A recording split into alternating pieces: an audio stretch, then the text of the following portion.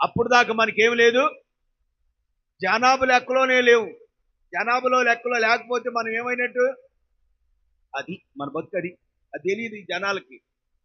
తెలియక యేసు ప్రభువు అంటే ఎవరికో దేవుడు, ఆ దేవుడు, ఈ దేవుడు అని మాట్లాడుతుంటారు. కానీ యేసు క్రీస్తు వారు వచ్చిన తర్వాతే మనందరికి జనాభా లెక్క వచ్చి ఒక గుర్తింపులోకి వచ్చాం. అప్పటిదాకా మనకి ఏవి గుర్తింపే లేదు. చచ్చిన వారితో సమానం అయ్యాం. క్రీస్తు రెండు భాగాలుగా విభజించబడింది. క్రీస్తు శకము, క్రీస్తు పూర్వము, క్రీస్తు శకం. కాబట్టి యేసుప్రభు వారు పుట్టినది, వచ్చినది వాస్తవం. పరలోకములో ఉండాల్సిన దేవుడు భూమి మీదకి సమీపంగా వచ్చాడు. తర్వాత ఏ స్థలంలో ఉన్నాడు ఆయన?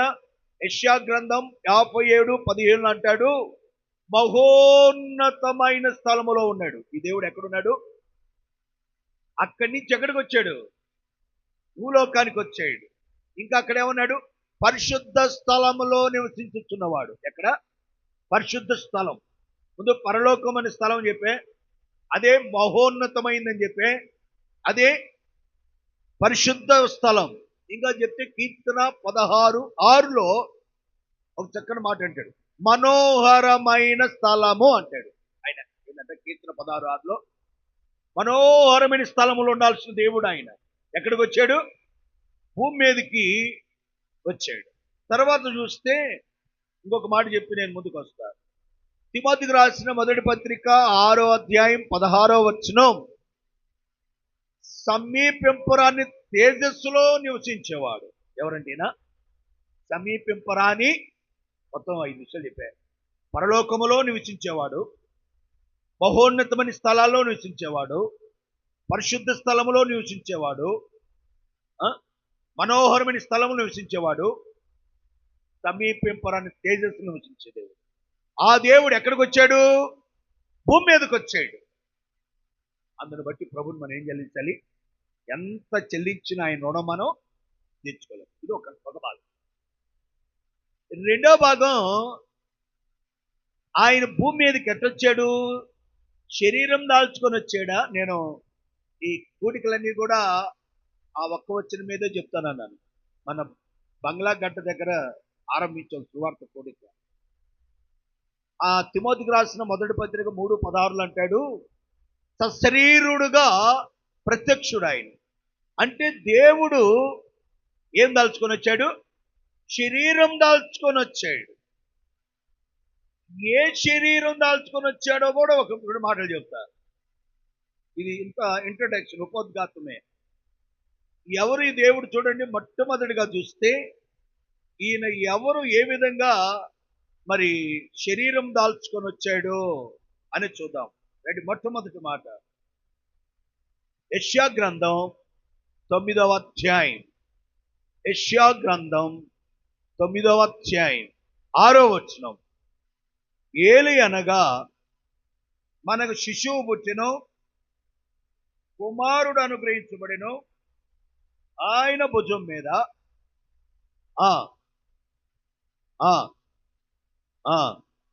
ఏ నామం అంటే ఆయనకి? బలవంతుడు. బలవంతుడైన దేవుడు. అమ్మా ఇంకో తగినది. బలవంతుడైన దేవుడు. ఈ నామం అంతా కూడా పైన ఎట్టున్నాడంటే ఆత్మస్వరూపుగా ఉన్నాడు. ఆత్మస్వరూపుగా ఉన్నాడు. ఇంకా చెప్పాలంటే వాక్యంగా ఉన్నాడు ఆయన. ఆదియందు వాక్యం, వాక్యంగా ఉన్నాడు, వాక్కై ఉన్నాడు, ఆత్మస్వరూపై ఉన్నాడు. ఎట్లా? బలవంతుడైన దేవుడు ఈయన. మరి ఎలాంటి శరీరం దాల్చుకొని వచ్చాడు భూమి మీదకి? మానవ శరీరం. దానికి పేరు చూద్దాం. 5 మార్క్స్ వార్త 14వ అధ్యాయం 38. మార్క్స్ వార్త 14:38. ప్రార్థన చేయుడి. ఏ శరీరం ఇది? బలహీనమైన శరీరం దాల్చుకొని వచ్చాడు. అర్థమవుతుందమ్మా? ఏ శరీరం? ఆయన వాస్తవానికి ఆయన శరీరం లేదు. బలవంతుడైన దేవుడు, బలవంతుడైన నామము కలిగిన వాడు, ఆత్మస్వరూపి ఉన్న దేవుడు ఏ శరీరం దాల్చుకొని వచ్చాడు భూమి మీదకి? బలహీనమైన శరీరం. ఎంత బలహీనం అంటే ఏది ఎక్కువైనా తట్టుకోలేదు.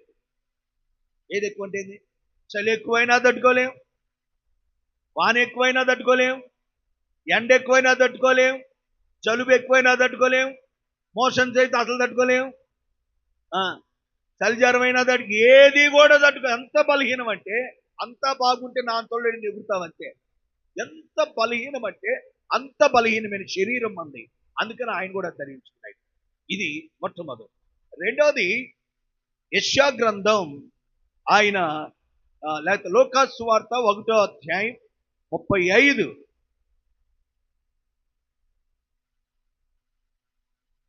అమ్మ మధ్య చదువు.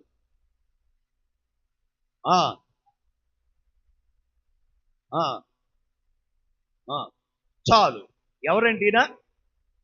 పేతురు చెప్తాడు, నేను పరిశుద్ధుడును గనుక మీరు కూడా. దేవుడు చెప్పిన మాట. అంటే దేవుడు ఎవరు? పరలోకములో ఆత్మస్వరూపమున దేవుడు ఎవరు? పరిశుద్ధుడైన దేవుడు. నాకు బలవంతుడైన దేవుడు బలహీనమైన శరీరంతో వచ్చాడు భూమి మీదకి. అదే క్రిస్మస్.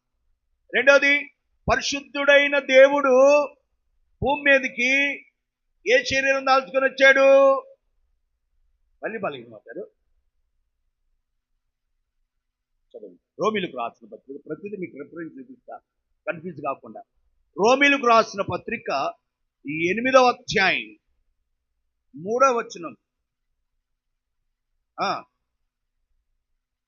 శరీరమును అనుసరింపక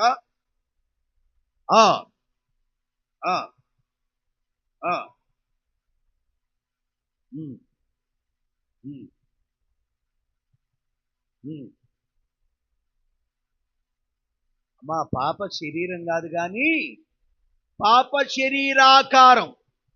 బాగా గుర్తుపెట్టుకోండి. ఏ శుక్రవారు పాప శరీరం అనమాకండి. పాప శరీర, మరి మనది పాప శరీరం ఫిక్స్ అనమాట. ఇక మనకి అసలు నో డౌట్. అసలు దేనికి ఎక్కడ పోవాల్సిన పని లేదు. మనం ఏ టెస్ట్ చేయాల్సిన పని లేదు. మంది 100% మంది ఫిక్స్. ఇక కాబట్టి దేవుడు ఎలాంటి వాడు అంటే, పరిశుద్ధుడైన దేవుడు ఏ శరీరం దాల్చుకొని వచ్చాడు? పాప శరీర ఆకారముతో భూమి మీదకి వచ్చాడు. అదే క్రిస్మస్. ఓకే, ఇప్పుడు ఎన్ని వచ్చినాయి? 2 వచ్చినాయి. 3 చూద్దాం. తిమోతికి రాసిన మొదటి పత్రిక 6, దానికంటే 1:16. 17 కూడా చదవమ్మ, టైం వేస్ట్ కాకుండా. తిమోతికి రాసిన మొదటి పత్రిక 1:17. అయినను నిత్య జీవము నిమిత్తము ఉండులాగునా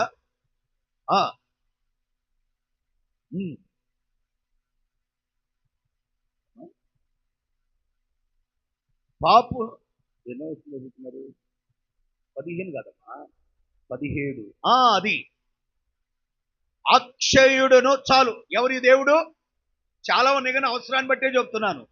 ఆత్మస్వరూపుకున్న దేవుడు, పరలోకమున్న దేవుడు, పరిశుద్ధ స్థలం ఉన్న దేవుడు, బహునిష్ట స్థలాలు ఉన్న దేవుడు, సమీపింపరాని తేజస్సులు ఉన్న దేవుడు, మనోహర స్థలాలు ఉన్న దేవుడు, పరలోకం ఉన్న దేవుడు. ఎట్టున్నాడు ఆయన? అక్షయుడు దేవుడు. ఈ దేవుడు అక్షయుడు అంటే క్షయమైపోయేవాడు కాదు. మరి ఏ శరీరం దాల్చుకొని వచ్చాడు? కొరింథీయులకు రాసిన మొదటి పత్రిక 15వ అధ్యాయం 43 అనుకోండి, చూడండి.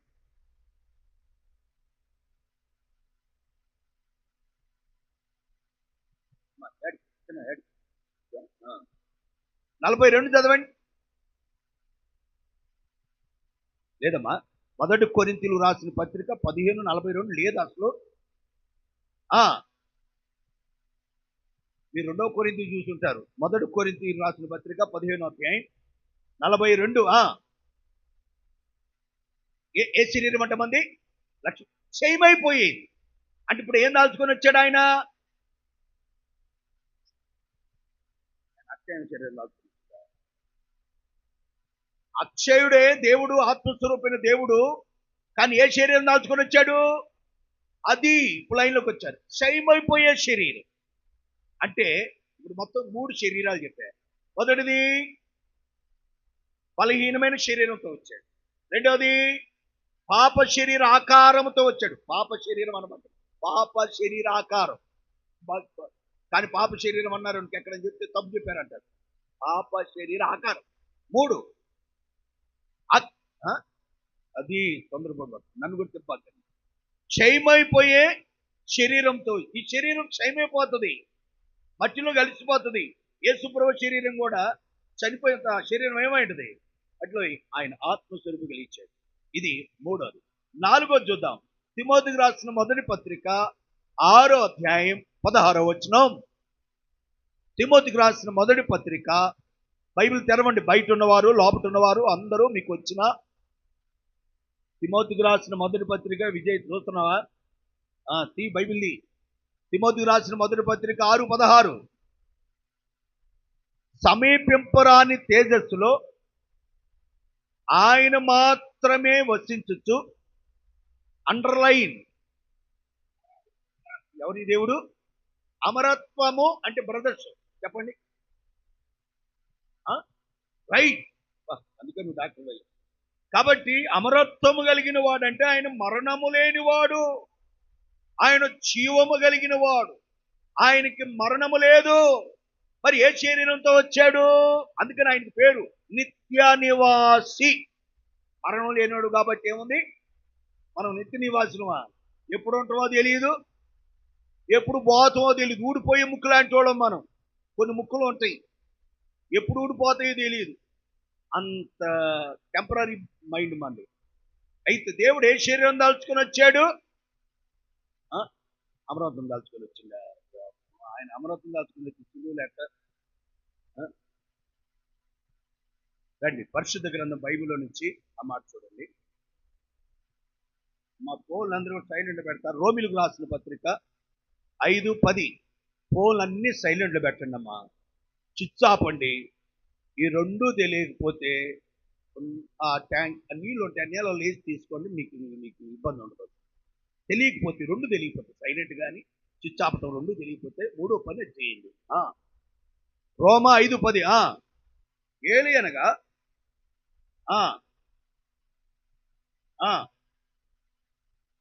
ఏ శరీరం అది? మరణ శరీరం, మరణకరమైనది. ఈ శరీరం ఏ శరీరంతో వచ్చాడు? మరణకరమైన శరీరంతో వచ్చాడు. అందుకని ఆ శరీరం మరణించాడు. ఇది 4. 5వ మాట చదువుదాం. మలాకి గ్రంథం 1వ అధ్యాయం 4వ వచనం, 14వ వచనం. మలాకి గ్రంథం 1:14. ఎవరంటేనా? ఘనమైన మహారాజు. చాలు అంటే ఈయన గనుడు.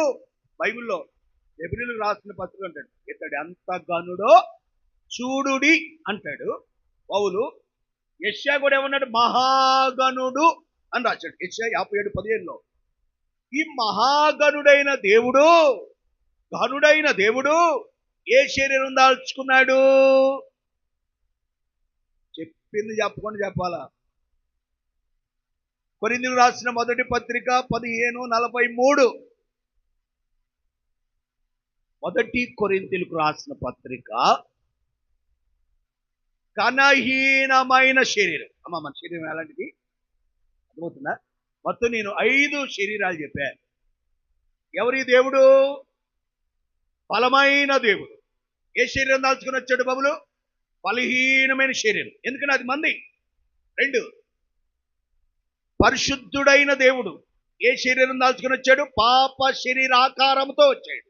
3వది అక్షయుడగు దేవుడు. క్షయమైపోయాడు కాదు. ఏ శరీరం దాల్చుకున్నాడు? క్షయమైపోయి శరీరంతో వచ్చాడు. 4వది అమరత్వము కలిగిన దేవుడు. మరణ శరీరంతో భూమి మీదకి వచ్చాడు. ఘనమైన దేవుడు లెక్క ఘనమైన మహాగణుడు.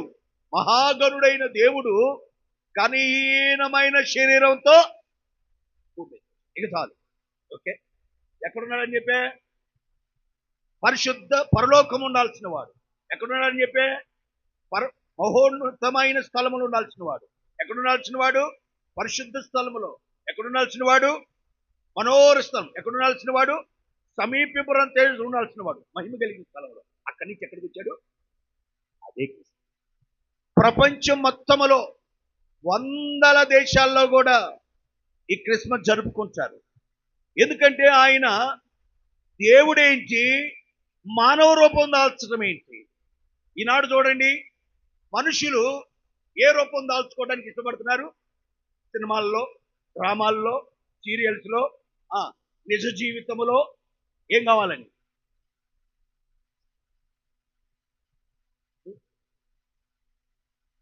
ఆకారం. మనిషే దేవుళ్ళలాగా వేషం వేసుకుంటాడు. ఒకరు బజార్లో తిరుగుతుంటాడు అడుక్కోవటానికి. ఏం వేషం వేసుకుంటాడు? దేవుడు వేషం. అంటే మనిషి ఏం కావాలని కోరుకున్నాడు? దేవుడు కావాలని కోరుకునే రోజులు. కానీ దేవుడు మాత్రం మానవుణ్ణి వీడు మనిషి దేవుడు వేషం వేసుకోవాలని దేనికోసం? ఏంది అది కూడా చెప్పడు. సినిమాలు వేసే దేనికి? ఊళ్ళో అడుక్కునే దేనికోసం? బ్రతకడం కోసం. వాడు జీవనోపాధి కోసం. ఓకే, పోతున్నా కదా? దేవుడు ఎందుకు వచ్చాడు? పరలోకం ఉండాల్సిన దేవుడు మానవ రూపంలో ఎందుకు వచ్చాడు? మనల్ని బ్రతికించడానికి. ఈ అడక తినేవాడు బతుకుతాడు అని మనల్ని బ్రతికించడానికి దేవుడు అయ్యుండి కూడా దేవునితో సమానమైన భాగ్యమని ఎంచుకోలే. ఆ సింహాసనం ఎంచుకోలే, ఘనంగా ఎంచుకోలే. ఆ దేవదూతల స్తోత్రం నిత్యము ఎప్పుడు పరిశుద్ధుడు పరిశుద్ధుడు పరిశుద్ధుడని. అసలు మనకు అంతుంటే అసలు మనం పట్టచక్కమైతే జగత్పల్లిలో. అయితే అన్నుండి కూడా ఏమీ లేని వాడుగా ఎట్ట పుట్టాడు బైబిల్లో? ఏం బైబిల్? ఆయన ధనవంతుడయుండి, అట్ట కూడా కొన్ని పదాలు చెప్పగలిగిన టైం అయిపోతుంది. అందుకని దరిద్రుడుగా పుట్టాడు, దరిద్రుడుగా వచ్చాడు. ఎట్లా? అందుకని రాయబడి ఆకాశ పక్షులు గూళ్ళు ఉన్నాయి. నక్కలకి అప్పుడే మనుషులు పోయారే. నక్కలకి మీరు నన్ను డైవర్ట్ చేసిన డైవర్ట్ గాను, ఎందుకంటే మీరు నాకు కొత్త అయితే డైవర్ట్ అయిపోయేవాడు. కాబట్టి ఇక్కడ అంటున్నా, నక్కలకు బొరియలు, ఆకాశ పక్షులు గూళ్ళు ఉన్నాయి, నక్కలకు బొరియలు ఉన్నాయి. మనిషి కుమారుడు ఏమి మార్చడానికి లేదు. చూడండి, ఎక్కడ కూడా ఆయన పుట్టింది బైబిల్లో రాయబడలేదు. చాలా మంది తెలియక పశువులు పాకలో పుట్టాను పాడుతుంటారు. కొంతమంది పెద్ద స్పీకర్లు కూడా. ఆయన పుట్టింది పశువుల పాకలో కాదు, పశువుల తొట్టిలో కాదు. బైబిల్ ఏముంది తెలుసా? పశువుల పాకలో పరుండబెట్టినని ఉంది. తెలియదు పెట్టదు చెప్తుంటారు, పెద్ద పెద్దని చెబుతుంటారు. మళ్ళా దాన్ని మనం కూడా ప్రచారం చేస్తాం, పాటలు కడతారు. ఆయన ఎక్కడ పుట్టాడో కూడా ఆయన స్థలం దారి మార్గంలో ఎక్కడో జరిగిపోయి ఏసుకొచ్చి పరుండబెట్టారు. ఎక్కడ? పశువుల తొట్టిలో. ధనవంతుడైంది కూడా ఆయన దరిద్రుడుగా. ఎందుకంటే ఆయన పుట్టాలంటే ఎక్కడైనా పుట్టవచ్చు. ఆయన ఎవరు? అయితే ఒక పేద దరిద్రుడి ఇంట్లో ఎందుకు పుట్టాడంటే, దరిద్రుడి ఇంట్లో పుడితే అందరూ వచ్చి చూడవచ్చు. ఇప్పుడు రాష్ట్రపతి ప్రధానమంత్రితో పుట్టాడు అనుకోండి, ఎవరు చూడొచ్చు? కృష్ణ నువ్వు బాత్వా, దేవదాసు నువ్వు బాత్వా, నువ్వు బస్సు కండక్టర్ అయినా బాలేదు, అక్కడే ఆగుతారు. ఎవరిని బానీరు? నువ్వు నేను క్యాటరింగ్ అంటవా, నీ క్యాటరింగ్ తీసి అక్కడే. కానీ మన ఎవరికి యోగ్యత లేదు. అందుకని దేవుడు అందరికీ ప్రభు కాబట్టి ఆయన పుట్టిన ప్లేస్ కూడా ఎక్కడ పుట్టాడు? Centre point. ప్రపంచం మ్యాప్ చూస్తే చాలా మంది తెలియక యేసు ప్రభు వారు ఆయన పుట్టిన ప్లేస్ చరిత్ర తెలియక మాట్లాడతారు. అందరికీ దేవుడు కనుక సెంటర్లో పుట్టాడు. ఎందుకంటే అందరికీ సమానం కాబట్టి. అది ఇంకా మన దేశం ఏ ఖండంలో ఉంది? ఆసియాఖండం. మన ఆసియాఖండం మన దేశం. అయితే మరి యేసు ప్రభు వారు ఏడ పుట్టాడు? ఆసియాఖండంలోనే. తెలీదు మాట్లాడుతుంటారు అనమాట చాలా మంది. యేసు ప్రభు ఇతర దేశం దేవుడు, అమెరికా దేవుడు. అసలు అమెరికా గురించి రాయబడలే. హిందూ దేశం గురించి 2 సార్లు రాయించాడు బైబిల్లో. అర్థమైందా? కాబట్టి ఇది చరిత్ర. ఓకే, ఇక నేను వాక్యం ఏ విధంగా పుట్టాడు ఒక 5 విషయాలు చెబుతాం. 7 చెబుదాం అనుకున్నా టైం అయిపోయింది. ఒక 5 విషయాలు చెప్తా. ఏ విధంగా ఆయన ఈ లోకం పుట్టిన లెక్క వచ్చెను, ఏం చేశాడు ఆయన ఆ విధంగా వచ్చి మన కోసం వచ్చాడని చెప్పే, ఎట్లా వచ్చాడని చెప్పబోతున్నా, ఏం చేశాడు మన కోసం అనేది ఒక 5 చెప్పి ఆరాధన చేద్దాం. నెంబర్ 1, మొట్టమొదటిది లూకాసు సువార్త 1వ అధ్యాయం. బైబిల్ అందరూ తెరవాలి. 35వ వచనం. లూకాసు సువార్త, దూత పరిశుద్ధాత్మ నీ మీదకొచ్చి సర్వోన్నతుని శక్తి నిన్ను కమ్ముకొనును కనుక పుట్టబోవు శిశువు పరిశుద్ధుడై. చాలు. ఎట్లా పుట్టాడు ఆయన భూమి మీదకి? ఎట్లా వచ్చాడు? పరిశుద్ధుడుగా వచ్చెను. ఇది మొట్టమొదటి. ఎట్లా వచ్చెను, ఎట్లా పుట్టెను, పుట్టిన పక్కన వచ్చిన అనుకోండి. ఒక 5 విషయాలు చెప్తా. యేసుప్రభు ఎట్లా వచ్చాడు అన్న? వినపడుతుందా? అబ్రాహ్మణ వినపడుతుందా? అబ్రాహ్మణ పేరు ఓకే. కాబట్టి ఆయన ఎట్లా వచ్చాడు ఈ లోకానికి అంటే పరిశుద్ధుడుగా పుట్టాడు, పరిశుద్ధుడుగా వచ్చాడు ఆయన. దేనికోసం?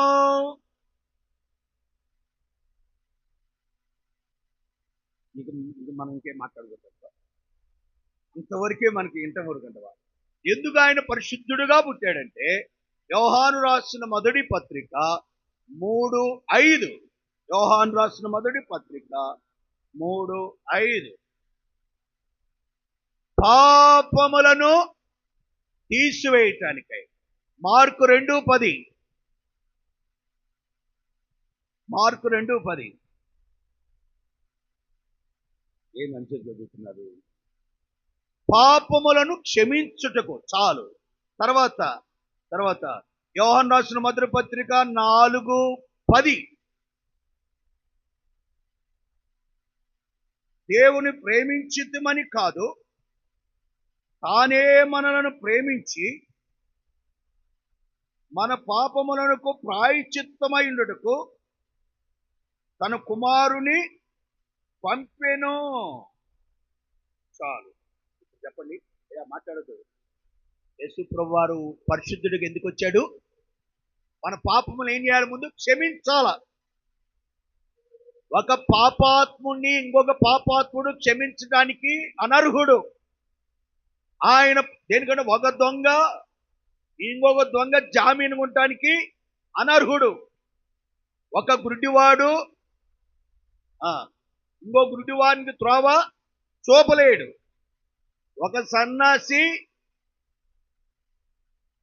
ఇంకో సన్నాసిని బాగు చేయలేడు. అందుకనే సన్నాసి రాసుకుంటే బూడిది వస్తుంది. ఆ బూడిది ఇంకొక సన్నాసికి ఉపయోగపడుతుంది. ఉపయోగం లేదు. అందుకని ఈయన పరిశుద్ధుడుగా వచ్చాడు. అందుకని సవాల్ చేశాడు రోమా సామ్రాజ్యానికి. ఏమని? నాలో పాపమున్నదని మీలో ఎవరైనా స్థాపిస్తే సవాలు ఇసిరాడు. ఒక్కడు ఎత్తరాపోయాడు, కేకలేశారు, కొనిగారు, కానీ ముందుకొచ్చి ధైర్యం చూపించలేకపోయారు. ఎందుకని? ఆయన జన్మలో కర్మలో ఏం లేదు, పాపము లేదు. ఎందుకని? ఆయన ఎట్లా పుట్టాడు? కన్యక గర్భం దాల్చి. ఓం శ్రీ కన్య సుతాయ నమః. ఓంకార స్వరూపుడు, స్వయంభవుడు, సర్వయాపకుండు, సకలైశ్వరములిచ్చేవాడు ఆ దేవుడే లోక కళ్యాణార్థమై మానవుని యొక్క పాపమును విమోచించడానికి పరిశుద్ధుడుగా కన్యక గర్భమున భూమి మీదకి వచ్చావు నాయన, స్తోత్రం. అది సంస్కృతం యొక్క శ్లోకం అర్థం. కాబట్టి ఆయన ఒక కన్య గర్భమున భూమి మీదకి వచ్చాడు. ఆయన జన్మలో పాపము లేదు. కర్మ అంటే ఎరిగిన తర్వాత, తెలిసిన తర్వాత చేసే పాపమే కర్మ పాపం అంటారు. చిన్నపిల్లగాడు చేస్తే వాడు కర్మ అనరు. చిన్నపిల్లడు తప్పు చేస్తే కర్మ అనరు. పెద్దోడు చేస్తే అయ్యో పాపం అనరు. వాడు కర్మ, వాడు చేసింది అడిగిపోతాడు. అంటే దేవుళ్ళు జన్మ కర్మ పాపము లేనివాడు ఆయన. అందుకని ఆయన పరిశుద్ధుడు. అందుకని మన పాపాలను ఏం చేశాడు? పరిశుద్ధుడిగా వచ్చి మన పాపాలను ఏం చేశాడు? క్షమించే అధికారం ఉంది ఆయన. ఎవడికి లేదు. ఎందుకని మన బతికే సరిలేదు కనుక.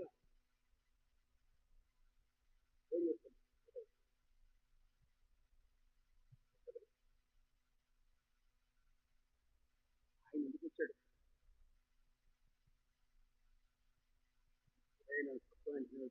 ఆ కళ్ళు అటు చూస్తున్నా కూడా వెనక్కి కూడా చూస్తాడు. సార్లు నిన్ను అడుగుతారు, ఇద్దరు జాగ్రత్త అన్నారు. ఓకే, నాకు ఇక్కడ ఎవరు ఇక్కడికి నిలబడిన తర్వాత మీరెవరో నేనెవరో. ఓకే, జాగ్రత్త వినాలా. మీరు కూడా ఇటు సైడ్ వాళ్ళందరూ కూడా ఆస్థాన పండితులు వస్తారు. ఇంకొక బ్యాచ్ ఉంటారు, ఇంట్లో ఉంటారు. రాజుగారు ఇక్కడ ఉంటాడు. ఈ పండితులు ఇద్దరు అటు ఉంటారు. రెండు పక్కన. సరే, ఇప్పుడు పాపములను క్షమించాడు మన పాపములు. రెండు ఏం చేశాడు? యోహాను రాసిన మొదటి పత్రిక 4:10 ఏముంది? పాపములను ప్రాయశ్చిత్తం చేయటానికి. పాపాన్ని ఏం చేశాడు? ప్రాయశ్చిత్తం చేశాడు. అందుకని యోహాను రాసిన మొదటి పత్రిక 3:5 పాపములను తీసివేశాడు. పాపమ నివారణ చేయటానికి అంటే పూర్తిగా నివారణ ఒక పాపం యేసుక్రీస్తుకే ఉంది. ఎందుకంటే ఆయన పరిశుద్ధుడుగా. ఇప్పుడు టోటల్ గా మన ఏం చేశాడు? పాపాలు క్షమించాడు.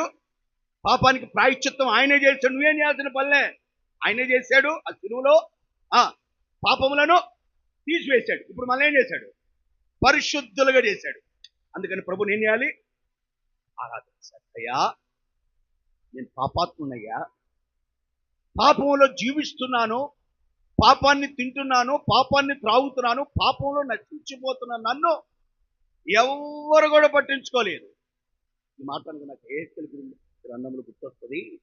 అక్కడ పుట్టుక చూస్తే మన పుట్టుక ఎంత దరిద్రమో చూడండి. ఏసుకెళ్ళి గ్రంథం బైబిల్ దగ్గర వాళ్ళందరూ, నేను డౌట్ వస్తే వాళ్ళనే చదవమంట. నాకేదో మొహమాటం లేదు. ఈసారి రాకపోయినా నాకు అభ్యంతరం లేదు. కానీ నువ్వు ఎట్లయినా నువ్వు తోడేవిలో మాకు అంటారా? అట్లేమనుకోబాకండి. ఏజ్కేలు గ్రంథం 16వ అధ్యాయం 4వ వచనం. నీ జనన విధము చూడగా, అమ్మా నా జనన విధం కాదు, అందరి జనన అక్కడ చదివారులే కానీ, నీ జనన విధం నా జనన విధం అందరిది. పుట్టిన నాడు నా బిడ్డ ఏంది? బొడ్డు పుట్టంగానే బచ్చోడికి అంత దరిద్రుడు కూడా ఏం చేస్తారు? ఇస్తాడు ఏంది పలకో, బొడ్డు కట్ చేయాలా? బొడ్డు కట్ చేస్తేనే ఆ బిడ్డ. కట్ చేయకుండా ఎవడు ఉండడు, ఎంత అనామకుని కూడా. కాబట్టి ఒకళ్ళు లేకపోతే మంత్రస్వాములు ఉండేవాళ్ళు మొదట్లో. వాళ్ళు ఏం చేసేవాళ్ళు? బొడ్డు కట్ చేసేవాళ్ళు. ఇక్కడ బొడ్డు కట్ చేయబడలేదు. పుట్టిన తర్వాత అన్నీ ఏం చేస్తారమ్మా? పెద్దలు చెప్పరు, నీళ్ళతో కడుగుతారు. అప్పు ఏం రాయాలా? ఉప్పు రాసిన వాడు లేడు. అరే ఏదో పీలకో గీలకో పొత్తుగుడ్లు అంటే ఏందనుకున్నావు? పీలకలు యేసుప్రభువు పొత్తుగుడ్డలతో చుట్టబడ్డాడంటే, పొత్తిగుడ్డలు అంటే పీలకలు, చిన్న చిన్న పీలకలతో. అంటే ఏదో ఒక బట్ట మనం ఏం చేయలేదు, చుట్టలేదు. అయ్యో, ఎవడు కూడా కనీసం ఈ రోజుల్లో బజార్న అట్ట పడినోడు కూడా ఏముంటుంది? అయ్యో పాపని ఎవరో ఒకళ్ళు దాన్ని అంత చేరుస్తారు. ఏ తల్లి పరిస్థితులు కానీ అయ్యో అని ఎక్కడో చేరుస్తారు. జాలి పడిన వాడు ఎవడనూ లేడు. పుట్టిన నాడే బయట నేల పారవేయబడి, ఇది మన బతుకమ్మ. బయట పారవేయబడ్డాం, చూడ అసహ్యంగా ఉన్నాం. అర్థమవుతుందా? వినండి, అలాంటి దౌర్భాగ్యులను ఇప్పుడు యేసు ప్రభు వారు వచ్చి అమ్మా వచ్చి మొత్తం చదివితే టైం అవుతుందమ్మా. వచ్చి ఏం చేశాడంటే మన పాపాలను ఏం చేశాడు? క్షమించాడు. ముందు క్షమించాడు, తర్వాత కడిగాడు. మన పాప మురుగులను ఏం చేశాడు? కడిగి ఏం చేశాడు? అదే ప్రాయశ్చిత్తం చేసి కడిగి పరిశుద్ధులుగా చేశాడు. అందుకని ఇప్పుడు మనం ప్రభువుని ఏం చేయాలి? ఆరాధించాలి. దేవా, నేను పాపంలో పడి ఉన్నాను, బయట నేలను పరవేయబడి ఉన్నాను, నా యందు జాలిపడేవాడు ఎవడూ లేడు. నువ్వే వచ్చి నా పాపములు క్షమించి నీ రక్తంలో నన్ను కడిగి ప్రాయశ్చిత్తం చేసి నా పాపములన్నీ తీసివేసి నన్ను పరిశుద్ధుడుగా, అందును బట్టి నిన్ను ఆరాధిస్తున్నాను. ఇది మొట్టమొదటి. ఇంకొక 4 చెప్తాను. రండి, లూకా సువార్త 2వ అధ్యాయం 11. దావీదు పట్టణమందు నేడు మీ కొరకు రక్షకుడు మీకేం కనపడుతుంది పదాలు? పుట్టేను, అక్కడ వచ్చాను అని పెట్టుకోండి. మొదటిది పరిశుద్ధుడిగా పుట్టాను అని చూపించాను. రెండోది రక్షకుడుగా పుట్టేను అని చూపిస్తున్నాను. పక్కన వచ్చాను అని పెట్టుకోండి. ఓకే, రక్షకుడుగా వచ్చాడు ఆయన. ఎందుకు?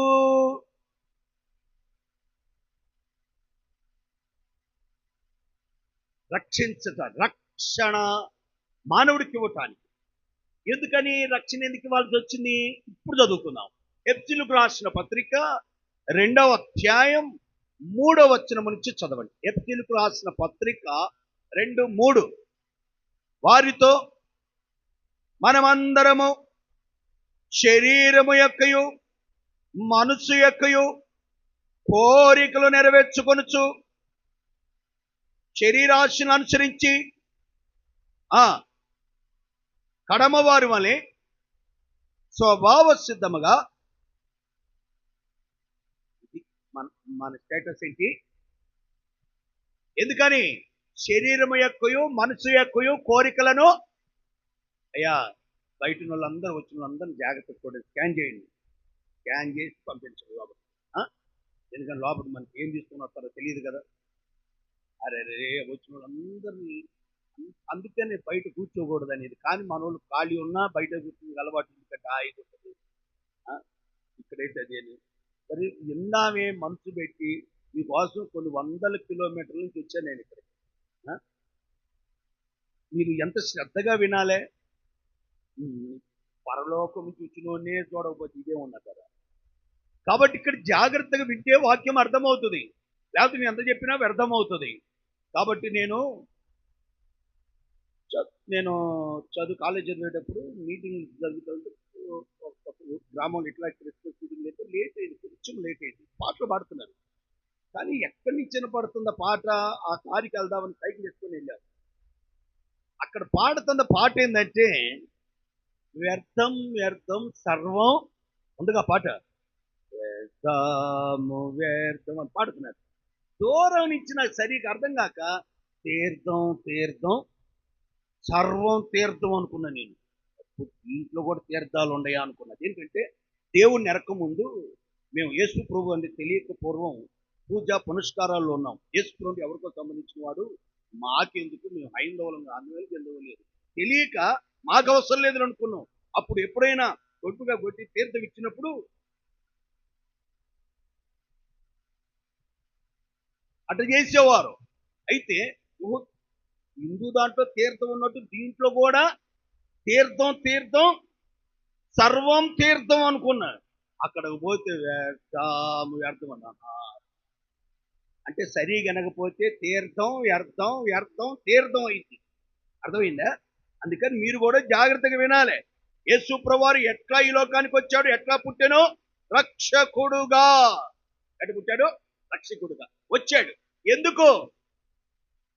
మన శిక్ష నుంచి తప్పించడానికి. ఏంటి శిక్ష? ఎందుకు వచ్చింది? శరీరము యొక్కయు మనసు యొక్కయు కోరికలు. ప్రతి మనిషి కోరికలు ఉన్నాయి.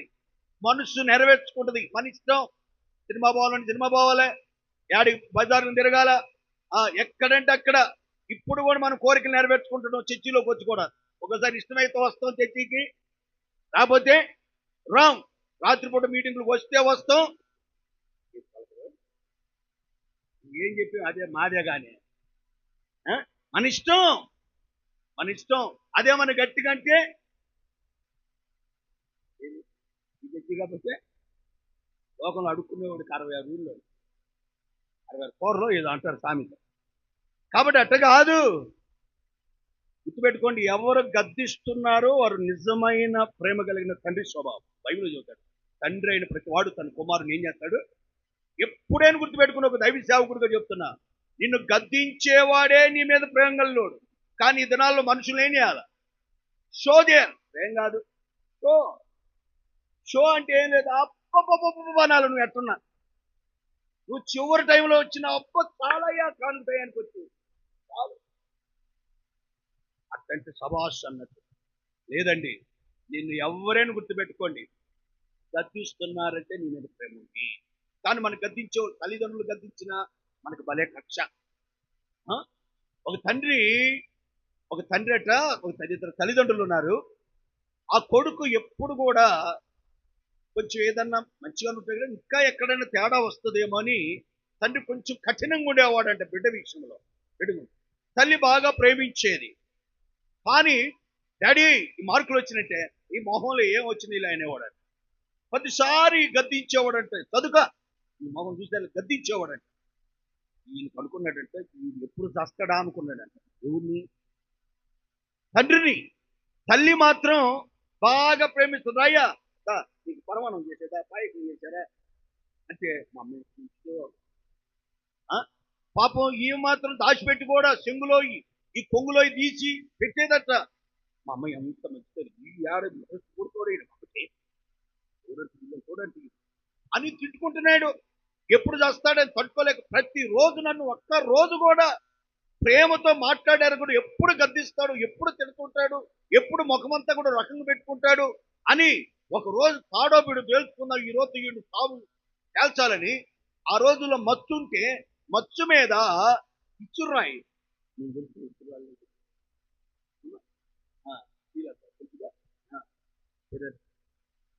ఇసురాయి ఉంటుంది. ఆ రాళ్ళు ఉంటే ఒక రాయి తీసుకొని ఎత్తి వేద్దాం అన్నాను కూర్చుంటుంది. దాని కింద అన్నాను కూర్చుంటారట తల్లిదండ్రులు. వేద్దాం అనుకో రెడీగా కూర్చున్నాడు. నైట్ కూర్చొని వేద్దాం మూమెంట్లో వెళ్ళానంట. ఎందుకయ్యా ఎప్పుడు పుట్టక కొడుకు పుట్టాడు, వాడిని ఎందుకు పెడుతున్నావు? నీకు ప్రేమ లేదా? కన్నోడికి ఏంటంటే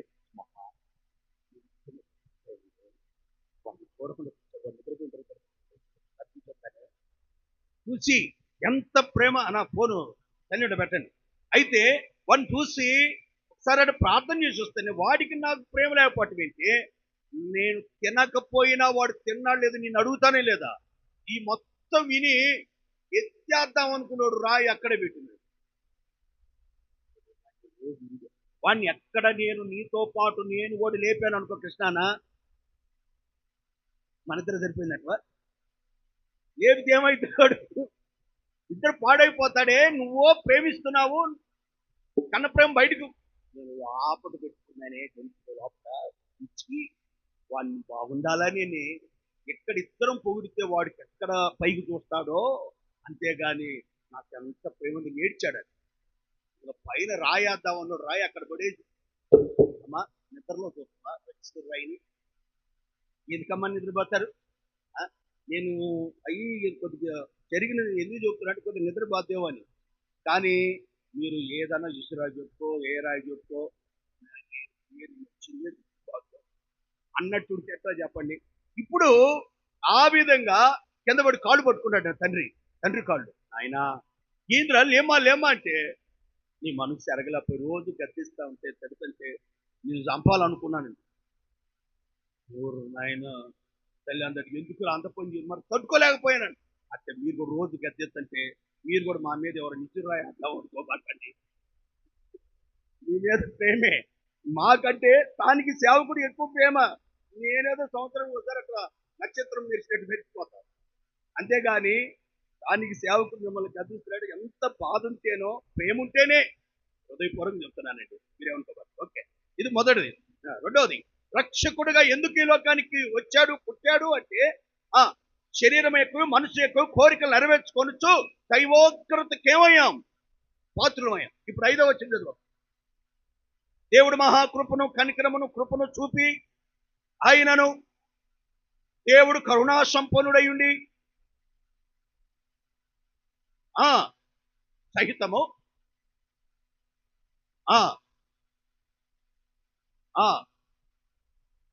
అది ఏం చేశాడు అంతే. మన గొప్పతనాన్ని బట్టి కాదు. ఇప్పుడు యేసు ప్రభువారు రక్షకుడుగా ఎందుకు వచ్చాడు? మనల్ని రక్షించటానికి. ఇప్పుడు చదువుతాం లూకా సువార్త 1వ అధ్యాయం 68. లూకా సువార్త 1:68. ప్రభు అయిన ఇశ్రాయేలు కిందకి రమ్మా. నెక్స్ట్ ఉమ్. ఇది చూడండి, మన శత్రువుల నుండి, దేశించు వారి చేతుల నుండి తప్పించి, మనల్ని దేశించి, శత్రువు, మన ప్రధాన శత్రువు ఎవరో తెలుసా? సైతాన్. పొద్దుగూడు వాడిని అనబకలోడు కిటికీ దగ్గరే. మన శరీరమే మన శత్రువు.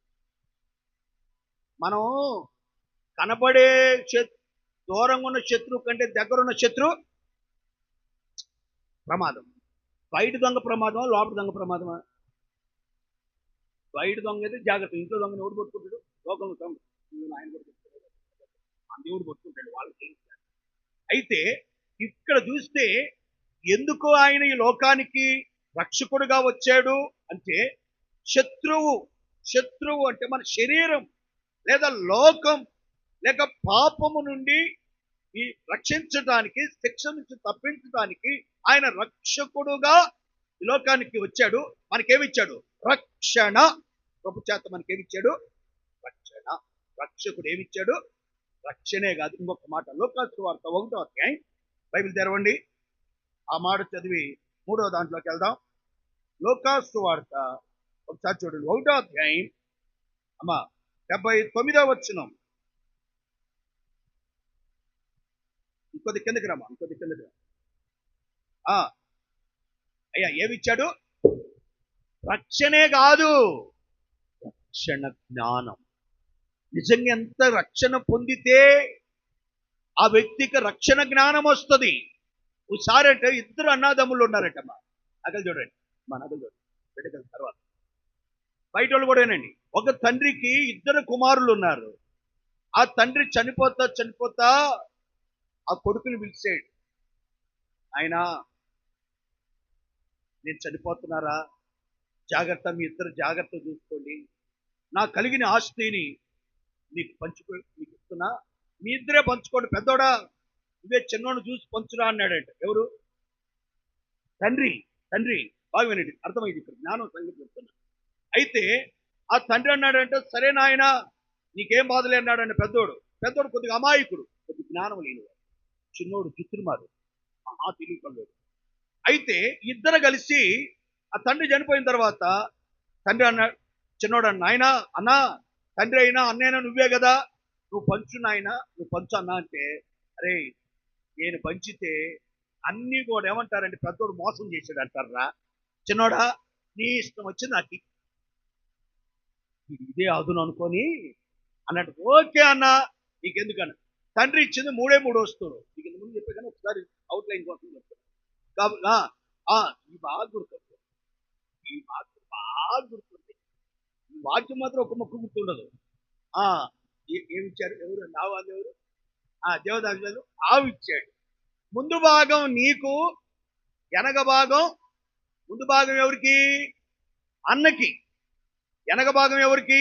తమ్ముడికి. ఇది తమ్ముడు పంపకం. దుర్మార్గం చూడండి. వెనక భాగం ఏమొస్తాయి? పాలు వస్తాయి, పేడ వస్తుంది, ఇది అమ్ముకోవడానికి. ముందు భాగం ఏమో వేయాలి? గడ్డి వేయాలి, నీళ్లు పెట్టాలి. ఇది పెద్దోడు పని. చూడండి ఎంత అమ్మాయికి. ఓకే అని ఒప్పుకున్నాడు. రెండోది, చెప్పండి మీరే, ఏ చెట్టు? గుర్తుంది, అల్లేదా? ముక్కు చెట్టు. మామిడి చెట్టు. ఎంత బాగా గుర్తుందండి. కింద భాగం నీది అన్న, పెద్దోడు కదా, ముందు పుట్టింది కింద కదా, కింద భాగం నీకు, పై భాగం నాకు అన్నాడు. ఓకే నాయన, ఓకే తమ్ముడు అన్నాడు. కింద ఏం చేయాలి? ఎరువు పాతేయాలా, నీళ్ళు పోయాలా, ఎరువు వేయాలి. పై భాగం ఏమంటాయి? కాయలు వాడికి. ఇది. మూడోది ఏంటో చెప్పండి? రగ్గు దుప్పటి. అదే రగ్గు దుప్పటి అన్నాడంట. అరే పొగులు నీకు, రాత్రి నాకు. పొగులు రగ్గు ఏంటి అనగా ఈ అమాయకుడు ఓకే అన్నాడంట. వీడు రాత్రి పూట ఈడు కప్పుకున్నాడు, పొగులు వాడికి ఇస్తున్నాడు. వాడు ఏం చేసుకుంటాడు పాపం? ఇది కొద్ది రోజులు బాగానే జరిగింది. వీరిద్దరికి పెళ్ళిళ్ళు. ఈ పెద్దోడికి దేవుణ్ణి నమ్ముకున్న అమ్మాయి వచ్చింది శంకరపల్లి నుంచి. చిన్న శంకరపల్లి నుంచి వచ్చింది, పెద్ద శంకరపల్లి కంటే కూడా వచ్చి, ఏందయ్యా ఏం పంపకాలు చేసింది అడిగిందంటే, రావటంతోనే తెలివి కాదు. ఏమేమి ఇచ్చింది నాన్నకి? ఓడిచిందే. ఏం ఒకరోజు కూడా ఏమంది? కింద భాగం మంది, పై భాగం, ముందు భాగం మంది, వెనక భాగం వాడి. పొగులు మనకి, ఒరే వెర్రి బావా, ఎంత ఎర్రోడు దొరికి నా మొగుడు అనుకొని ఇంత మాయ చేస్తున్నాడా నా మరిదని అన్నాడు. ఈ జ్ఞానం కలిగిన స్త్రీ, దేవుడు నమ్ముకున్నామే, జ్ఞానం, రక్షణ జ్ఞానం ఉంది ఆమెకి. ఇది మోసం చేస్తున్నాడు అంటే, ఆ తమ్ముడు ఎప్పుడు మోసం చేయడే, పిచ్చి మొహం అని చెప్పినాడు అనుకున్నాడు. చెప్పి ఒక్క ముక్కలో తేల్చి పారేసింది. అరే తమ్ముడు, ఈ పంపకం మీద నాకు అనుమానం ఉంది. ఏంది మా వదిన వచ్చిన కానీ నువ్వు స్టార్ట్ చేసిందా? అరే స్టార్ట్ చేయడానికి నాకు కూడా అర్థమైంది. లేదు ఈయన ఆ రోజు బాండ్ రాపించుకున్న సంతకం పెట్టారు, మాట్లాడలేదు. ఓకే ఇన్వా, సరే మళ్ళీ భార్య దగ్గరికి ఏంది అంటున్నాడు, ఏం చేయలేదు చెవులో చెప్పేసి ఇక రంగంలో ఎక్కాడు. ఇక దిగి ఇక చూడండి, అరే ముందు భాగం పాలు ఇవ్వమంటే ఇట్లేదుగా పాలు తీస్తున్నాడు. వెనక పొయ్యి తీసుకొని ముందు భాగం కర్ర తీసుకొని ముట్టే పెట్టి అలా కొడతా ఉన్నాడు. కొడతాడు, పాలు ఇస్తుందా? ఒక్క తన్ను దంటే లెంచి వాడు తీసుకున్న డేట్స్ అవతల పడ్డాడు. ఏంద్రంటే ముందు భాగం నాది, తన్నుకుంటా, ఉప్పు పెట్టుకుంటా, నా చేసుకుంటా, ఏమని చేసుకుంటా, ఇదేదో తేడాగా ఉంది వ్యవహారం అని వద్దులేరా పాలు చెరుసోగం తీసుకున్నారు ఎప్పుడు. ఓకే. రెండోది దేవదాసు గారు చెట్టు, అరే కాయలు చెరుసోగం లేదన్నాడుగా, భార్య చెప్పింది. ఏం లేదు, కింద నరకడానికి ప్రయత్నించి నరకొద్దు. సొలొమోను జ్ఞానం ఏం చేశాడు? 2 ముక్కలు చేయమన్నాడా, చేయమని ఊరకు సలహా ఇచ్చాడా? సంపమని ఏం చెప్పలా. చాలా మంది తెలియక సంపమని చెప్పటమే న్యాయం. వాడికి చెప్పాడు, అక్కడ నరకపోతున్నప్పుడు కొడుకుని 2 ముక్కలు చేయనప్పుడు అసలు తల్లి బయటికి. సొలొమోను జ్ఞానం. అదేవిధంగా ఇక్కడ కూడా భార్య ఏం చెప్పి నరకడానికి ప్రయత్నం చేయం, గొడ్డలు తీసుకొని అరుగుతా ఉన్నాడు. ఒరే ఏందనంటే, కింద భాగం నాది, ఎరువేసి నేను, నీళ్ళు పెట్టి నేను, మందేసి నేను, నరుక్కుంటా, ముక్కలు చేసుకుంటా, ఏమన్నా చేసుకుంటా, నీకెందుకు అన్నాడు. కింద జరిగింది, పైన అడిగితే వదిలేరా కాయలు చెరుసోగం తీసుకున్నావు. మూడోది చెప్పండి, దుప్పటే రగ్గు దుప్పటి అంటే మామూలుగా ఉండదు. అందుకని చెప్తే వింటలేదని నీళ్ళలో పెట్టమంది భార్య. పొగులంతా నీళ్ళలో పెట్టారు. రాత్రి పూట చేసుకుపోయి ఈ చలికాలం, ఇప్పుడున్న చలికి ఇది కూడా రాత్రి చేసుకుంటాడు ఎవడైనా. అరే యాడ తోడేవారు ఎట్టగప్పుని దీన్ని అసలు అంటే, పొగులు నా ఇష్టం, నీళ్ళలో పెట్టుకుంటా, బురదలో పెట్టుకుంటా, దేంట్లో పెట్టుకుంటా, రాత్రి వద్దులేరా ఒక వారం నువ్వు గప్పుకో. జ్ఞానం యాండికి తెచ్చింది, దేవుని జ్ఞానం, రక్షణ జ్ఞానం. అది దేవుడు మనకు ఉచితంగా కృపచేతనే రక్షించబడ్డామే తప్ప మనకి మన తెలివితేటల వలన కాదు. అందుకని రెండవది రక్షణ అనుగ్రహించబడింది, రక్షణ జ్ఞానం ఇచ్చాడు. ఇది రెండవ మాట. మూడవది ఎట్లా పుట్టాడు రండి. అపోస్తుల కార్యం 3వ అధ్యాయం 26. తొందరగా మిగిలిన 2 కూడా చూద్దాం. దేవుడు తన సేవకుని మీకు అన్ని ఏం కనపడుతున్నాయి? పుట్టెనో వచ్చెనో అని బ్రాకెట్లో పెట్టుకోండి. మూడోది ఎట్ట పుట్టాడు? బైబిల్ తీశారు మీరు?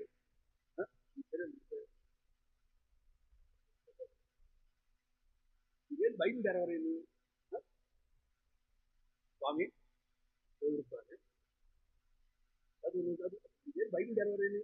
ప్రవీణం తీసుకోమా, చదువమ్మా. రైట్, పర్వాలేదు, లైన్లో ఉన్నాడు. వద్దులే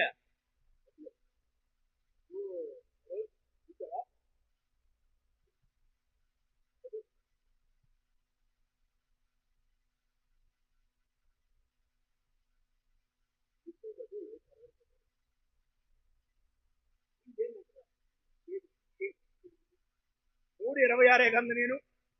అపోస్తుల కార్యం 3వ అధ్యాయం 26వ వచనం.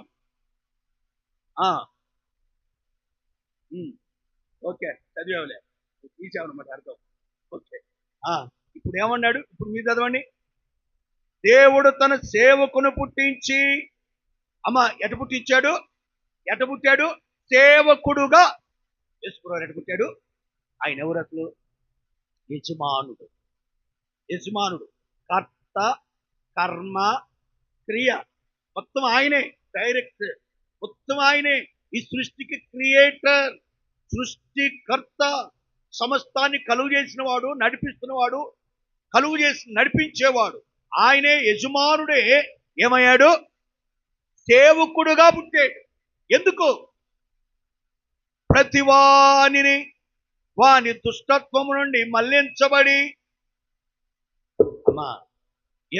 ఎందుకు సేవకుడుగా పుట్టాడు? మనల్ని ఆశీర్వదించాలి.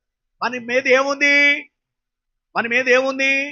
రండి, ద్వితీయోపదేశ కాండం 23:5. ద్వితీయోపదేశ కాండము, బైబిల్ తెరవండి. ద్వితీయోపదేశ కాండం 23:5. అయితే నీ దేవుడైన యెహోవా ఆ ఆ నీ దేవుడైన యెహోవా, అండర్లైన్, నీ దేవుడైన యెహోవా నిన్ను ప్రేమించుచున్నాడు గనుక నీ నిమిత్తము ఆ శాపమును, ఏ శాపం? అంటే ఏంది? ఆది కాండములో ముందు, కొంచెం ముందుగా చదువుకోండి. మీరు చదువుకోండి, కొంచెం చదువుకోండి, కొంచెం చదువుకోండి, చదువుకోండి, చదువుకోండి. కొంచెం వెనక వచ్చే వాళ్ళకి ఇబ్బంది లేకుండా ఉంటుంది. వెనక కూర్చోగలి, కింద కూర్చోగలను ముందుకు రండి. కూర్చోలేనోడు మాత్రమే కుర్చీల మీద కూర్చోండి. ఎందుకంటే దేవుడి తనులు ఎంత తగ్గించుకుంటే అంత మంచిది. యవనస్తులు అక్కడ కూర్చోవద్దు. ఆ పిల్లోని కూడా అక్కడి నుంచి పంపిండి. ఎవరు ఆ పిల్లోడు? మనోడు ఎవరితో? అయ్యా, అమ్మా, ఏముంది మన మీద? ఆ శాపం, ఆది కాండములో ఉన్న శాపం, ఆదాము ద్వారా వచ్చిన శాపం, ఎవరు తీసివేయలేని శాపం. ఎందుకు తీసేయలేదు చెప్పండి? ఎవరు తీసేయాలని వస్తే అది ఎవడి మీదకి రావాలా? వాడి మీదకి రావాలా. అందుకని ఎవడు చదగాలి. ఎక్కడం ఎవడైనా నెట్టు, ఆ నెట్టింది ఎవరి మీద పడుద్ది? వారి మీద ఎవరు రాలేదు. అందుకనే గల్తీలో రాసిన పత్రంలో ఆ శాపం ఎవరి మీద వేసుకున్నాడు? సేవకుడు కాబట్టి ఆ శాపం ఆయనే మోసి మనకేమిచ్చాడు? ఆశీర్వాదం. ఇప్పుడు సేవకుడుగా పుట్టి అని పుట్టినట్లు ఏముందో చూసారా? లేపి అంటే పుట్టిన దాంట్లోనే మరణం ఉంది, భూస్థాపన ఉంది, పునరుద్ధానం కూడా ఉంది. లేపి అంటే పుట్టిన ఆయనే చనిపోయి సమాధి చేయబడి తిరిగి లేచును. ప్రియమైన దేవుని బిడ్డలారా, ఇప్పుడు ఎంత కార్యం చేసి మనకేమిచ్చాడు దేవుడు? ఆశీర్వాదం. ఇప్పుడు 3 విషయాలు చెప్పారు. మొదటిది పరిశుద్ధుడిగా మార్చాడు. రెండవది రక్షణ జ్ఞానం ఇచ్చాడు. మూడవది ఆశీర్వాదం ఇచ్చాడు. నాలుగోది ఎటగుచ్చాడు. నాలుగో మాట రండి, పరిశుద్ధ గ్రంథం మత్తయి సువార్త 2:2. తొందరగా అయిపోయింది టైం కూడా. యూదులు రాజుగా పుట్టినవాడు ఎక్కడున్నాడు? చాలు. ఎట్ట పుట్టాడు ఆయన? రాజుగా. ఇది నా మాట. ఎట్టొచ్చాడు ఆయన? రాజుగా పుట్టాడు, రాజుగా వచ్చాడు. అనామకుడు కాదు ఆయన. యూదులు రాజుగా పుట్టిన, ఎందుకంటే ఆయన పుట్టినప్పుడు ఏమొచ్చింది? పైన నక్షత్రం. ఎవరు కనుక్కున్నారు ఆ మాట? జ్ఞానులు. వాళ్ళు ఎమ్మన్నే పండితులను పిలిపించాడు రాజు. పిలిపించి ఏ రోజు చూడండి అంటే మొత్తం గ్రంథాలు ఇప్పుడు చూశారు. ఏమన్నారు వాళ్ళు? నిజమే, లేఖనం ముందుగానే రాయబడింది, ముందు గ్రంథాలు ఉంది, ఆయన పుట్టినట్టు అన్నాడు. ఎవరైనా రాజుగా పుట్టాడు. ఏమి ఇయ్యాలని మనకి? రండి, పేతురు రాసిన మొదటి పత్రిక. మిమ్మల్ని అడగని నేనే చెప్పేస్తా, టైం అవుతుంది. పేతురు రాసిన మొదటి పత్రిక 1వ అధ్యాయం 2వ అధ్యాయం 2:9 చివరి లైన్ 2:9. రాజులైన, అమ్మా చాలు. ఇప్పుడు ఆయన రాజుగా పుట్టాడు. నిన్ను నన్ను ఏం చేయాలనుకున్నాడు? ఎందుకని ఆయన పిల్లల్ని ఏం చేస్తాడు? రాజుగారి పిల్లలు రాజులే. కాబట్టి ఎంత గొప్ప ఆధిక్యత. అయితే గొప్ప భాగ్యం ఏంటంటే కొత్త నిబంధనకి పాత నిబంధనకి తేడా ఏంటో తెలుసా? పాత నిబంధన రాజులు వేరు, యాజకులు వేరు. కానీ కొత్త నిబంధనకు వచ్చేందుకు ఏం చేశాడు? రాజులు 2 ఆధిక్యత ఇచ్చాడండి నాడు నీకు నాకు ప్రభువు. ఆయన రాజుగా పుట్టి మనకి వచ్చి నిన్ను నన్ను కూడా దేని పనికిరాని దౌర్భాగ్యులను, పాపాత్ములను, దేవుని ఉగ్రతకు పాత్రులమైన భక్తిహీన మనల్ని దేవుడు అపారమైన కృప చేత ఈనాడు మనల్ని ఏం చేశాడు? రాజులైన యాజక సమూహం చేశాడు. 4 టైం వివరించింది. 5వ మాట చదివి మనం ఆరాధన చేద్దాం. యోహాను సువార్త 3:16. ఇదొకటి చదవండి చాలు. యోహాను సువార్త 3:16. దేవుడు లోకమును ఎంతో ప్రేమించెను కాగా చాలు. ఎట్లా పుట్టాడు? అద్వితీయ కుమారుడుగా. అద్వితీయుడు అంటే ఇద్దరు కాదు, ఒక్కడే అద్వితీయుడు. రెండోదనే మాట లేదు. ఒక్కడే అద్వితీయుడు, జనతైక కుమారుడు, జ్యేష్ఠుడైన కుమారుడు, అద్వితీయ కుమారుడుగా పుట్టాడు. ఎందుకో ఆన్సర్ కూడా అక్కడే ఉంది. నిత్య జీవం, నశించకుండా నిత్య జీవం మనకి ఇవ్వాలని వచ్చాడు. అర్థమైందా? ఇప్పుడు మొత్తం 5 పుట్టుకలు చెప్పాను నేను. ఒకటే పుట్టుక ఏ విధంగా పుట్టాడు? మొదటిది పరిశుద్ధుడుగా పుట్టాడు. ఏమొచ్చింది మనకి? పరిశుద్ధత కలుగు చేశాడు. రెండోది రక్షకుడుగా పుట్టాడు, రక్షణ జ్ఞానం ఇచ్చాడు. మూడోది సేవకుడుగా పుట్టాడు, ఆశీర్వాదం ఇచ్చాడు. నాలుగోది రాజుగా పుట్టాడు, రాజులైన సమూహం ఇచ్చాడు. 5 అద్వితీయ కుమారుడిగా పుట్టాడు, నిత్య దీవం ఇచ్చాడు. నశించిపోకుండా ఏమిచ్చాడు? చక్కని ఆరాధన చేయ. నశించిపోవాల్సింది, నశించి ఆడికి పోవాలి, మనం నరకానికి పోవాల్సింది నన్ను నీవు అద్వితీయ కుమారుడిగా వచ్చి చనిపోయి తిరిగి లేచడం ద్వారా నాకేమిచ్చావు? నిత్య జీవం ఇచ్చావు. శాపగ్రస్తుడినైన నన్ను నీవు సేవకుడిగా పుట్టడం ద్వారా నా శాపం నీ మీద వేసుకో నాకేమిచ్చావు? ఆశీర్వాదం ఇచ్చావు. మూడోది రక్షణ. అది నాలుగోది ఏం చెప్పాను? రాజుగా. అయ్యా దరిద్రుని, ఎక్కడో పనికిరాని నన్ను రాజులైన యాజక సమూహం చేశావు. శాపగ్రస్తుని నన్ను ఆశీర్వాదానికి పాత్రం చేశావు. 2 దైవోగ్రతకు పాత్రను, శిక్షక పాత్రుడు నేను. అలాంటి నన్ను, నా శిక్ష నీ మీద వేసుకొని నాకేమిచ్చావు? రక్షణ జ్ఞానం ఇచ్చావు. తర్వాత మొదటిది పాపాత్ముడును, పాపానికి దాసుడును, భ్రష్టుడును, నీచుడును అయినా సరే నన్ను ప్రేమించి నా పాపం నీ మీద వేసుకొని నన్ను ఏం చేశావు? నా పాపాలు క్షమించి ప్రాయశ్చిత్తం చేసి నన్ను పరిశుద్ధపరిచావు నాయన. అందుని బట్టి నేను నీకు స్తోత్రములు. అర్థమైన 5 ఏ ఒక్కటైనా పాపిని పరిశుద్ధుడు చేశాడు, శిక్ష పొందాల్సిన వాడిని రక్షించాడు. తర్వాత శాపగ్రస్తుడిని ఆశీర్వాదం ఇచ్చాడు. తర్వాత దరిద్రుడిని పెంట కుప్ప మీద ఉన్న నీ బైబిల్లో పెంట కుప్ప మీద ఉన్నావు, మట్టిలో పడున్నావు, మనం తీసుకుని చాటు పెట్టాడు. రాజుగా గొర్రెలు కాసుకుని దావీదు నేర తీసుకొచ్చాడు సింహాసనం మీద. మనకైతే గొర్రెలు లేవు, ఏమి లేవు, మట్టిలో పడి ఉన్నావు, పెంట మీద పడి ఉన్నావు. అలాంటి వాడిని తీసి రాజుగా కూర్చోబెట్టి రాజులు చేశాడు. 5 అయ్యా నేను నశించి నరకానికి పోవాల్సి నన్ను ఏమిచ్చావు? నిత్య జీవం ఇచ్చావు. అందును బట్టి ఆయన యొక్క పుట్టుక ద్వారా, ఆయన వచ్చుడు ద్వారా ఈ 5 మేలులు ప్రాముఖ్యమైన 7 చెప్పుకుని 5 చెప్పా. మోకరించండి. ప్రభుని సండే స్కూల్ టీచర్ చేస్తారు, సండే స్కూల్ పిల్లలు వెళ్తారు. తర్వాత రెండో వర్తమానం ఉంటుంది, తొందరగానే ముగించబడుతుంది. దేనికంటే బల్ల రొట్టె ఏం ఉండవు కాబట్టి తొందరగా ముగించబడుతుంది. కొద్ది నిమిషాలు ఒక సహోదరుడు, 2 సహోదరులు అంటే ప్రభుని కొంత సమయం, ఆదివారం అంత కాకుండా కొద్ది సమయం ఆరాధన చేసి వెంటనే వాక్యాన్ని స్టార్ట్ చేస్తారు. మళ్ళీ పాట పాడితే టైం అవుతుందిలే, అందుకని పాట వద్దు.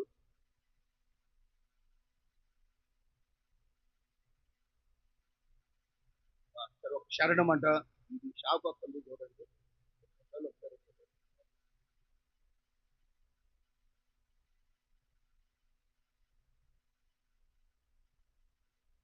అందరూ లేచి 150 వాటర్ నేనంటే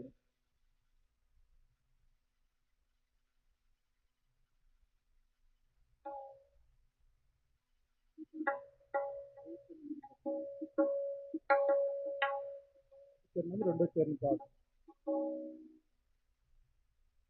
చరణం పాటప్పుడు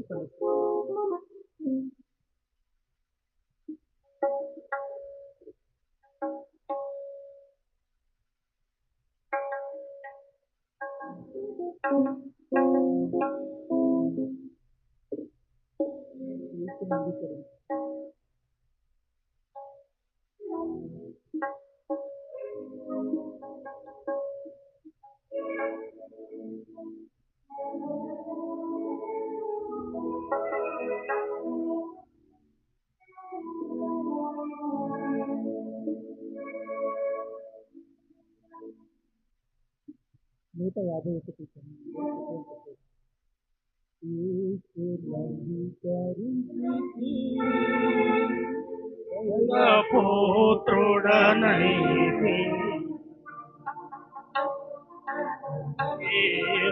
అంగీకరించితి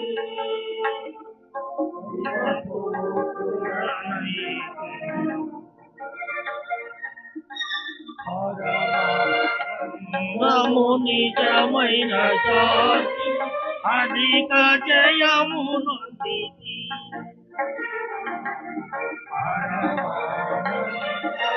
నిజమైన శాంతి అధిక జయము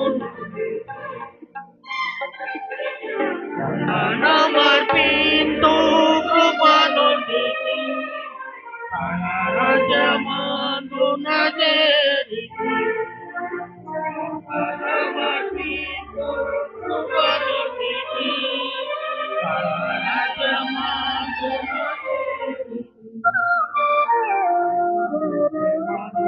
దయచేసి ముందుకు రావాలి. ఎవరు ఎవరంటే ముందుకు వచ్చేయండి. ప్రేమను పొందితి తనతోనై చేతి కుంగరములు కాళ్ళకు తోడు అది సముద్రయే చేతి కుంగరములు కాళ్ళకు తోడు నూతన వస్త్రముతయే నమర్పింతు కృపనొందితి రాజమందున చేరితి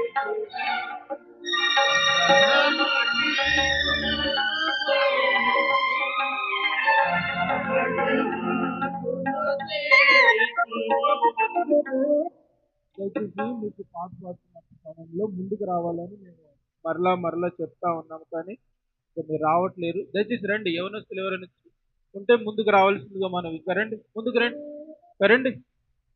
చాలా మంది వచ్చే వాళ్ళు ఉన్నారు. రండమ్మా, రండి, ముందుకు రండి. బ్రదర్స్ కూడా చాలా కాలం ముందు ఇక్కడ ముందుకు రండి. టైం అవుతా ఉంది, టైం వేస్ట్ చేయకండి. దయచేసి ముందుకు రండి అమ్మా, ముందుకు రండి. ఇంకా రండి, ఇంకా ముందుకు రండి. రావాలి, ముందుకు రావాలి. రండి, ఇంకా ముందుకు రండి మా, రండి. లక్ష్మక్క ముందుకు రండి. దయచేసి కూర్చోండి.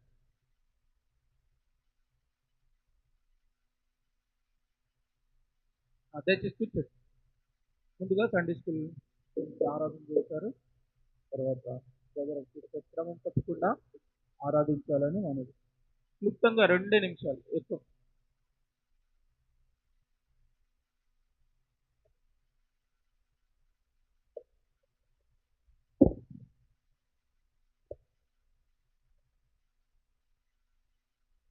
మాట్లాడకూడదు.